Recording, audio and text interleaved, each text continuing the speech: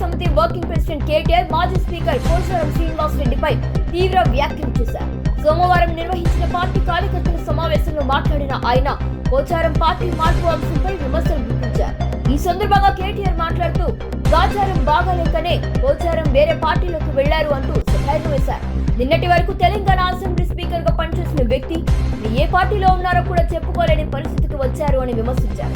Party శ్రేణులను ఉద్దేశించి మాట్లాడుతూ ఎన్నికలు ఎప్పుడు వచ్చినా పోచారం శ్రీనివాస్ రెడ్డిని ఓడించడమే లక్ష్యంగా పనిచేయాలని పిలుపునిచ్చారు.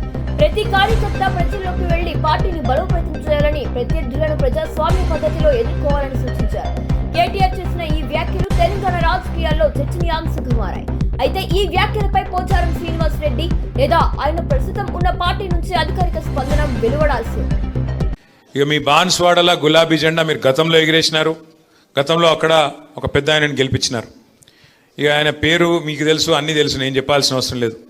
సింపుల్గా చెప్పాలంటే గాచారం బాగలేకనే పోచారం వేరే దాయిలో పోయింది. గంతే, ఏం లేదు. గాచారం బాగలేదు ఆయన. ఎవడన్నా తెలిసి మునిగే పడవ ఎక్కుతాడా? అసలు నాకు అర్థం కాదు.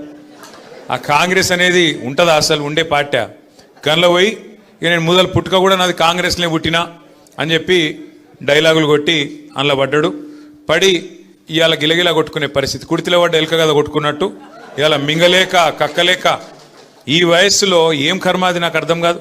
ఏ పార్టీలో ఉన్నారో కూడా చెప్పుకోలేని పరిస్థితి. నిన్న మొన్నటిదాకా స్పీకర్గా పనిచేసిన పెద్ద మనిషికి ఇలా ఏ పార్టీలు ఉన్నవా అంటే చెప్పలేని పరిస్థితి. ఇంతకంటే అవస్థ అవసరం ఆ పెద్ద మనిషికి.